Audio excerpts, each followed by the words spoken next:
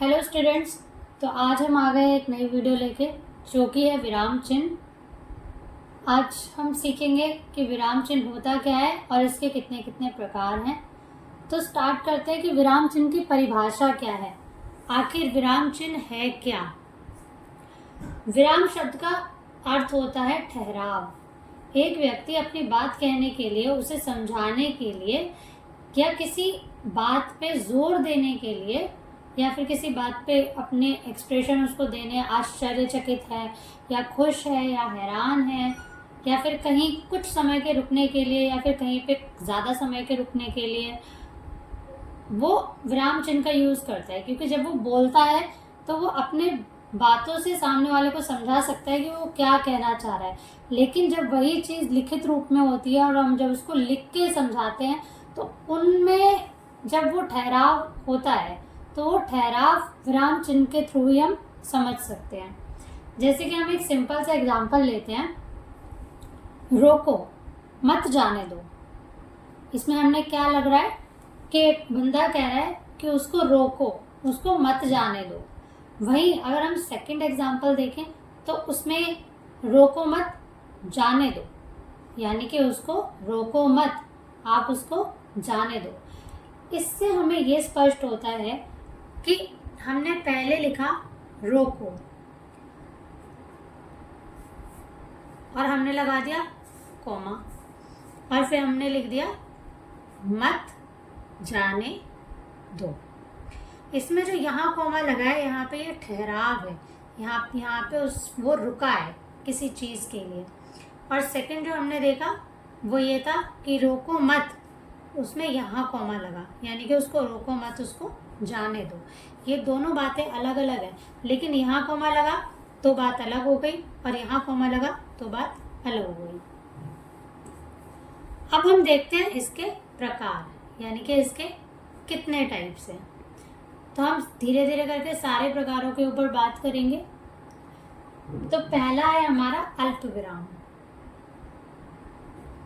अल्प विराम जो कि हमारा कॉमा, जिसे हम कॉमा बोलते हैं। मैं आपको सीधे सीधे एग्जांपल्स बोलूँगी, इतना लिखूंगी नहीं, क्योंकि अगर लिखेंगे तो टाइम बहुत ज़्यादा वेस्ट होगा। तो पहला है हमारा अल्प विराम। वाक्य के अंदर एक एक प्रकार के शब्दों को अलग अलग करने का काम। जैसे कि एक ही लाइन है, जैसे है राम ने आम, अमरूद, केले आदि खरीदे। यानी कि जब बात आती है आम, कॉमा, अमरूद, कॉमा, केले एटसेट्रा, उसने ये सारी चीज़ें खरीदी। लाइन एक ही चली आ रही थी पर उसने एक ही टाइप की काफ़ी सारी चीज़ें बोली हैं, तो उनके बीच में हमारा अल्प विराम लगेगा, क्योंकि ये इनकी जो कैटेगरी है वो एक ही है और वो है फ्रूट्स की कैटेगरी। अब हम देखते हैं सेकंड, एक और एग्जांपल देखते हैं। उसने कहा मैं तुम्हें नहीं जानता, यानी कि उसने कहा, यहाँ पे आएगा कॉमा, उसने कहा, फिर जो भी उसने बात बोली वो इन कॉमा के अंदर आएगी, मैं तुम्हें नहीं जानता। तो यहाँ पे भी हमारा अल्प विराम ही लगेगा। एक और एग्जांपल लेते हैं। कल गुरुवार दिनांक इतना परीक्षाएं शुरू होंगी।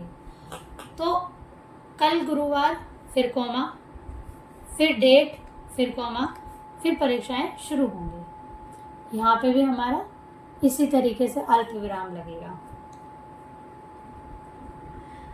एक और एग्जांपल,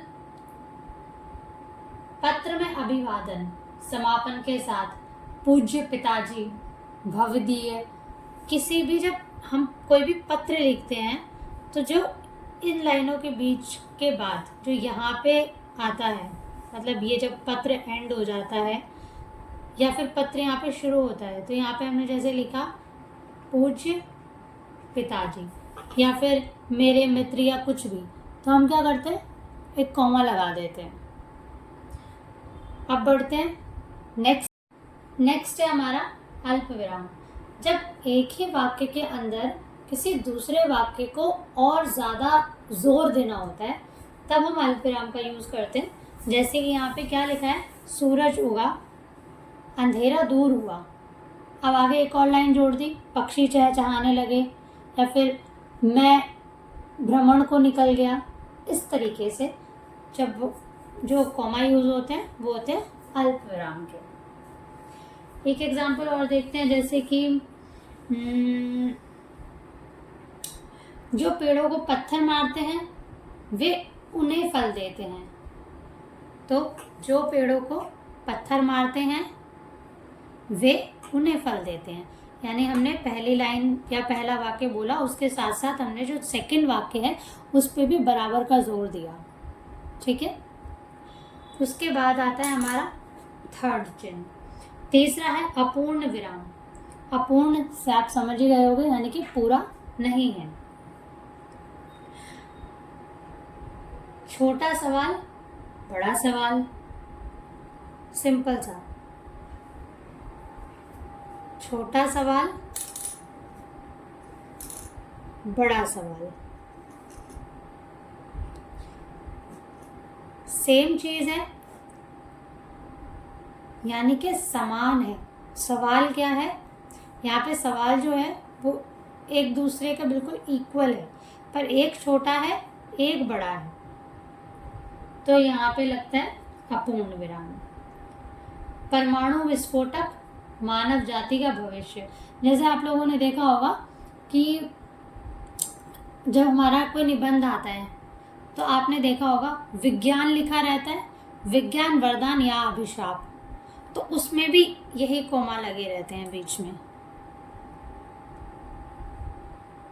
अब हम नेक्स्ट है हमारा पूर्ण विराम, यानी कि जब भी हम कोई सिंपल सी लाइन लिखते हैं वाक्य बिल्कुल सीधा और सरल होना चाहिए, उसके बाद आप लास्ट में पूर्ण विराम लगा सकते हो। जैसे राम पढ़ेगा किंतु श्याम खेलेगा, सिंपल सी बात है। एक और देख लेते हैं, इसमें साधारण वाक्य भी आते हैं, मिश्र या संयुक्त वाक्य की समाप्ति पर, यानी किसी भी चीज़ के खत्म होने पर। उसके बाद एक और देखते हैं, जैसे उसने बताया नहीं कि वो कहाँ जा रहा है, यानी कि यहाँ पे आपने प्रश्न भी पूछा है, उसने बताया नहीं कि वे कहाँ जा रहा है। अगर उसने कहाँ वर्ड यूज़ कर दिया तो इसका मतलब ये नहीं है कि आप कहाँ पे सीधा ये लगा दोगे क्वेश्चन मार्क, नहीं। आप बात को पहले सुनो ढंग से कि आखिर वो बोल क्या रहा है, तो वहाँ पूर्ण विराम ही लगेगा।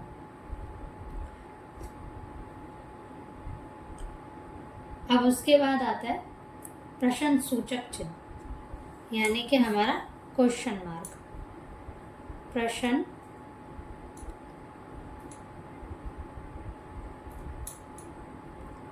सूचक चिन्ह, ये तो बहुत ही इजी है। किसी भी क्वेश्चन मार्क के लास्ट में, यानी कि आपसे कोई भी सवाल किया गया है उसके लास्ट में आप क्वेश्चन मार्क लगा सकते हो। एक एग्जांपल हम लेते हैं, तुम कहाँ रहते हो, पर उसी में ही एक और एग्जांपल जो कि इम्पोर्टेंट है थोड़ा सा, वो ये गोविंदा क्या करता है, कहाँ जाता है, कहाँ रहता है, ये तुम क्यों जानने के इच्छुक हो। ठीक है, तो इसमें गोविंदा क्या करता है, उसके बाद कॉमा आएगा। वह कहाँ रहता है, फिर उसके बाद कॉमा आएगा। वह कहाँ जाता है, फिर उसके बाद कॉमा आएगा। फिर जब वो लास्ट में पूछेगा ये तुम सब जानने के इच्छुक क्यों हो, फिर लास्ट में आपका क्वेश्चन मार्क आएगा। नेक्स्ट है हमारा संबोधक चिन्ह। ये चिन्ह जब यूज होता है जब हम किसी को पुकारते हैं, किसी को बुलाते हैं, जैसे हे प्रभु, मोहन इधर आओ, कन्हैया तुम कहाँ जा रहे हो। या हम कोई भी, जब हमें किसी के भी बुलाने का पता चले कि हाँ कोई हमें बुला रहा है या हम किसी को पुकार रहे हैं, तो इसमें दो ही चीज़ें होती हैं, या तो किसी का नाम होगा या फिर आप प्रभु या ईश्वर या कुछ भी इस तरीके का वर्ड आप बोलोगे, तो उसके बाद संबोधक चिन्ह लगेगा और ये वाला हे प्रभु, बस बात खत्म। इसके बाद है नेक्स्ट है हमारा विस्मय सूचक। अब आप अगर देख पा रहे होंगे तो हमारा संबोधक चिन्ह और विस्मय सूचक चिन्ह दोनों एक ही जैसे लग रहे हैं, पर हमें जब हम इसको आइडेंटिफाई करेंगे, यानी कि जब हमें किसी भी क्वेश्चन का आंसर देना होगा, तब हमें ये देखना है कि वो संबोधक चिन्ह हमें वहाँ लिखना है या विस्मय सूचक। अभी हमने क्या देखा कि संबोधक चिन्ह में किसी से हम संबंध स्थापित कर रहे हैं, यानी कि हम एक हैं और हम किसी दूसरे को बुला रहे हैं, पुकार रहे हैं, या उससे कोई हम संबंध स्थापित कर रहे हैं, उसकी वजह से इसका नाम है संबोधक, यानी कि संबंध। हे प्रभु, मोहन, राम, कुछ भी हम बोलते हैं तो वहाँ पे हम संबंध स्थापित कर रहे हैं, तो वो संबोधक चिन्ह। अब है विस्मय सूचक। विस्मय सूचक चिन्ह जब हमें किसी चीज़ का हर्ष हो, यानी कि खुशी हो, दुख हो, किसी चीज़ से घृणा हो, किसी चीज़ का डर हो, हमारा कोई भी भाव, यानी हमारा कोई भी एक्सप्रेशन, जहाँ पे भी एक्सप्रेशन की बात आएगी वहाँ पे हमारा जो है विस्मय सूचक चिन्ह लगेगा। अगर हम किसी से कनेक्ट हो रहे हैं तो संबोधक, अगर हमारा कहीं भाव है तो विस्मय सूचक। चिन्ह दोनों एक जैसे होंगे लेकिन दोनों की आइडेंटिटी अलग अलग है। जैसे इसका एक एग्जाम्पल है, अरे तुम फर्स्ट आ गए, हाय अब मैं क्या करूं, सुनो इधर आओ, इधर आओ, या फिर वाह तुमने बहुत अच्छा स्कोर किया। किसी भी चीज़ पे हम अपने एक्सप्रेशन दे रहे हैं, हम अपना रिएक्शन दे रहे हैं, मेन बात तो ये है, हम अपना रिएक्शन दे रहे हैं तो वो विस्मय सूचक चिन्ह में आएगा। 7th, इसके बाद आता है अवतरण चिन्ह। अवतरण चिन्ह। मेरी राइटिंग हिंदी की अच्छी नहीं है तो थोड़ा एडजस्ट कर लेना। जब किसी बात को जैसा लिखा है वैसे ही बताया गया हो तो उस कथन के दोनों ओर इसका प्रयोग किया जाता है। जैसे कि हम डायरेक्ट इनडायरेक्ट, जब हम वॉइस पढ़ते हैं या फिर हम डायरेक्ट इनडायरेक्ट पढ़ते हैं तो वहाँ पे चीज़ लिखी होती है कि जैसे हम बोले जन गण मन, जनगण मन किसने लिखा है? जनगण मन कोई बताएगा? जनगण मन रविंद्रनाथ टैगोर जी द्वारा लिखा गया है। तो यहाँ पे जो जनगण मन है वो इस जो है इन कॉमास के अंदर आया है, इनको बोलते हैं अवतरण चिन्ह, यानी कि बात वही है। आप एक और एग्जांपल ले सकते हो, रामचरितमानस के रचयिता तुलसीदास हैं। ये होता है इकहरा, इसमें भी कई सारे टाइप्स हैं, ठीक है। ये डबल नहीं आएगा, ये सिंगल आएगा यहाँ पे। तो ये वाला होता है इकहरा चिन्ह, यानी कि सिंगल इन्वर्ट, सिंगल कॉमा। अच्छा, अब इसमें एक और चीज़ देखो कि जो सिंगल वाले कॉमा होते हैं वो जब लगते हैं जब हमें किसी चीज़ का टाइटल देना होता है, यानी कि हमें कोई बुक है उसका नाम लिखना है, कोई मूवी है उसका नाम लिखना है, या किसी पोएम का टाइटल है, किसी निबंध का टाइटल है, जब हमें वो लिखना होता है ना तब हम सिंगल कॉमा लाते हैं, ठीक है। और जब हमें किसी की कोई बात लिखनी होती है तो उसको हम डबल कॉमा में अंदर रखते हैं, यानी कि डबल दोहरा अवतरण चिन्ह लगाते हैं उसमें। इकहरा यानी कि सिंगल, और जब हम पूरा लिखेंगे तो हम लिखेंगे दोहरा अवतरण चिन्ह। जैसे कि महावीर ने कहा अहिंसा परमो धर्म, तो जो अहिंसा परमो धर्म आएगा वो इसके अंदर आएगा। तो ये है इकहरा और दोहरा अवतरण चिन्ह। नेक्स्ट है हमारा योजक चिन्ह। जब दो शब्दों को जोड़ने के लिए या फिर तत्पुरुष समास में जब तक मैं समास पढ़ाऊँगी तो आप उसमें भी देख लेना। तो या फिर आप सिंपल अभी देखो, जब दो शब्दों को जोड़ने के लिए, जैसे कि धीरे धीरे, डाल डाल, डाल पात, आप लिख सकते हो रात दिन। एक तो इस तरीके से होता है। योजक के भी 4 पार्ट हैं, ठीक है। इसमें पहला ये आता है सिंपल वाला। सेकंड है हमारा, पहला है जो अपोजिट होता है, यानी कि रात दिन, ठीक है। फिर सेकंड है ये डाल डाल, पात पात, यानी कि सेम वर्ड्स, इसमें उल्टे हैं और इसमें सेम है। थर्ड है जब हम किसी की तुलना करते हैं किसी से, जैसे कि यशोदा सी, फूल सी, कलियों सी, या कुछ भी, उस तरीके से वो तुलनावाचक होता है, यानी कि तुलनावाचक योजक चिन्ह। फिर होता है नंबर्स के बीच में, जैसे 1/3, 1/4, इस तरीके से। नेक्स्ट है हमारा निर्देशक चिन्ह। जैसे कि मैंने यहाँ पे एक एग्जाम्पल लिखा हुआ है, यदि आज पिताजी जिंदा होते, यदि आज पिताजी जिंदा होते। ये ज़्यादातर आपको नाटकों में, किसी किस्सों में, कहानियों में आपको देखने को मिल जाएगा। और फिर उसके बाद ये डैश डैश डैश, यानी कि एक वो अपने खो गया अपनी बातों में। यदि आज पिताजी जिंदा होते तो ये होता, तो वो होता, उसके बाद ये डैश डैश का साइन। नेक्स्ट है हमारा विवरण चिन्ह। जब हमने एक बात बोली और फिर हम उसी बात को क्लैरिफाई कर रहे हैं, यानी कि उसी बात के बारे में हम आगे बताना चाह रहे हैं, तो हम वहाँ पे विवरण चिन्ह का यूज़ करते हैं। जैसे एक लाइन लिखी है, पुरुषार्थ 4 है,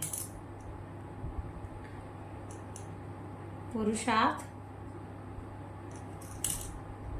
4 है। अब वो 4 कौन कौन से हैं, यानी कि ये धर्म, अर्थ, काम और मोक्ष। तो ये धर्म, अर्थ, काम और मोक्ष, ये 4 क्या हैं, पुरुषार्थ हैं।